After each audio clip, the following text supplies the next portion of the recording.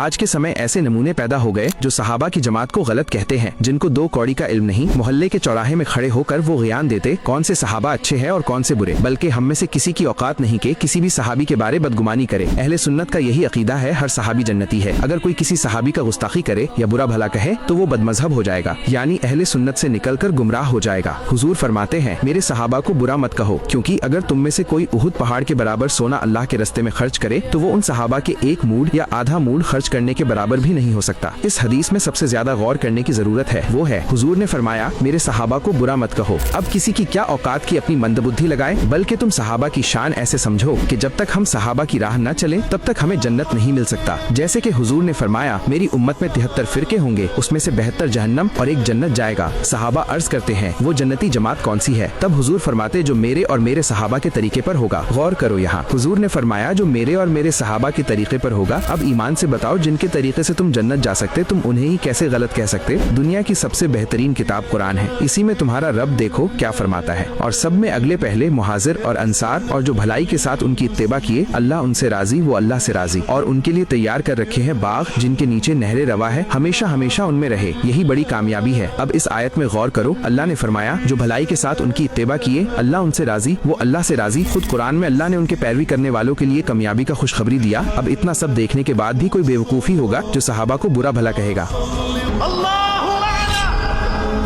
अकबर बादशाह ने गैर मुसलमान को खुश करने के लिए हिंदुस्तान में एक नए धर्म की बुनियाद रखी, जिसका नाम दीन इलाही रखा, जो कुफ्र और शिरक से भरा हुआ था। जैसे इस दीन में शामिल था सुबह सुबह सूरज की पूजा करना, बादशाह को सजदा करना, माथे पर तिलक लगाना और गाय की कुर्बानी को हराम कहना। जब भी दीन में तब्दीली आ जाए, कुफ्र और शिरक बढ़ जाए, बिदात फैल जाए, तब अल्लाह एक ऐसे शख्स को भेजता है जो दीन की हिफाजत करता, दीन को फिर से जिंदा करता है। हुजूर फरमाते, बेशक अल्लाह इस उम्मत के लिए हर 100 साल के सर पर ऐसा शख्स भेजता रहेगा जो इसके दीन को जिंदा करेगा। अकबर बादशाह ने जब हिंदू मुसलमान मिलाकर एक नया दीन बनाना चाहा, तब अल्लाह ने ऐसे शख्स को भेजा जो अकबर और उसके बेटे जहांगीर के दीन के खिलाफ जिहाद किया। खुल्लम खुल्ला उन्हें काफिर करार दिया, उनके सामने उन्हें सजदे करने से इनकार किया। ये सब वजह से आपको जेल में कैद भी कर दिया गया था, पर आपने हमेशा मुसलमानों के लिए भलाई और अकबर जहांगीर के खिलाफ जिहाद किया। ये और कोई नहीं, हजरत उमर के नस्ल से हजरत शेख अहमद सरहिंदी थे, जिन्हें दुनिया मुजद्दिद अल फसानी के नाम से जानती है। एक मर्तबा आपको मालूम हुआ कि एक गाँव में ईद की नमाज में चारों खलीफा का नाम खुतबे में नहीं लिया गया, तो आप नाराज हुए और वहाँ के जिम्मेदार को खत भेजे। आप फरमाते, खुलफाए राशिदीन का जिक्र अगरचे शराइते खुतबे से नहीं, मगर अहले सुन्नत व जमात की पहचान है, और खुतबे में उनका नाम वही नहीं लेगा जिसका दिल मरीज और बातिन खब्बीस हो। यानी वक्त के इतने बड़े आलिम ने बता दिया अहले सुन्नत सहाबा को किस नजर से देखते हैं, जो खुतबे में नाम ना ले, यानी उनका दिल मरीज और बातिन खब्बीस है। हैरानी तो तब होती जब वक्त के इतने बड़े बड़े आलिम ये सब फरमाए, जो आज तक किसी सहाबी को बुरा न कहें और आज के नए अंडे से निकले हुए सहाबा की शान में भौंकते हैं। इनका हक पर होना तो दूर की बात, इनका तो खुद का मस्जिद भी नहीं है। हक वो है जो सहाबा से चलाए, फिर सहाबा के बाद वालों में आए, फिर उनके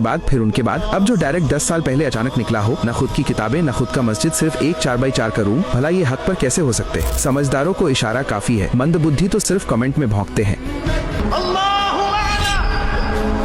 मुसलमान सहाबा के ऊपर कैसा अकीदा रखते हैं? सबसे पहले ये जान लो कि सहाबा उसे कहते जो हुजूर सल्लल्लाहु अलैहि वसल्लम को ईमान की हालत में अपने सर की आंखों से देखा हो, चाहे वो एक ही झलक क्यों न देखे, और फिर ईमान की हालत में उनका विसाल हो जाए, वो सब सहाबी कहलाएंगे। अगर कोई सहाबी नबी ना हो, यानी उनको दिखाई न देता हो, तो इमाम इब्न हजर अस्कलानी फरमाते, जो हुजूर की सोहबत में बैठा मगर अंधा होने के बिना पर आपका चेहरा मुबारक न देख सका, तो वो भी सहाबी कहलाएगा। अब देखो, जो हुजूर को देखकर सहाबा बन गए, फिर उनका मकाम बहुत ऊपर हो जाता, और कोई आम इंसान तो दूर की बात, कोई कितना ही बड़ा वली क्यों ना हो, वो किसी छोटे से छोटे सहाबा के रुतबे तक नहीं पहुंच सकता। खुद हुजूर गौसे पाक किसी भी सहाबा के बराबर नहीं हो सकते, और जिनकी शान जितना ही ऊंचा हो, उनकी इज्जत भी उतनी ही होती है। इसीलिए हुजूर फरमाते हैं, मेरे सहाबा को बुरा मत कहो, क्योंकि अगर तुमसे कोई उहुद पहाड़ के बराबर सोना भी खर्च करे, तो वो उन सहाबा के एक मूड या आधे मूड के बराबर भी नहीं हो सकता। अब देखो अल्लाह सहाबा के बारे क्या फरमाता है, और वो जो उनके बाद आए अर्ज करते हैं, ऐ हमारे रब हमें बख्श दे और हमारे भाइयों को यानी सहाबा को जो हमसे पहले ईमान लाए, और हमारे दिल में ईमान वालों के लिए यानी सहाबा के लिए कीना न रख। यानी इस आयत में अल्लाह ने बता दिया कि सहाबा कैसे एक दूसरे के मोहब्बत में दुआ किया करते थे और कहते थे उन्हें बख्श दे, और हमारे दिल में सहाबा के लिए कीना न रख। इसी आयत की तफसीर में इमाम फखरुद्दीन राजी फरमाते, यानी मुहाजिरीन अंसार यानी सहाबा को दुआ व रहमत से याद करे, और जो ऐसे नहीं करेगा बल्कि उनका जिक्र बुराई से करेगा, तो वो इस आयत की रूह से अहले ईमान यानी अहले सुन्नत की हर किस्म से खारिज है। अब बताओ, जो भी फिरकाहे प्लम्बरिया के लोग हैं, वो कैसे कैसे सहाबा को बुरा भला कहते, वो तो कब का अहले सुन्नत से निकल गए। देखो सारा बात एक ही रील में बताना पॉसिबल नहीं है। अगर किसी को डीप में जानना है तो मुफ्ती सूफी कलीम साहब की किताब पढ़िए, जिसने सहाबा के दुश्मनों और खास करके वहाबी अहले हदीस का पोल खोला गया है। 2 वॉल्यूम्स में ये किताब है। अगर लेना है तो सिद्रा स्टोर से ऑर्डर कर सकते या इस नंबर में व्हाट्सएप करके मंगवा सकते।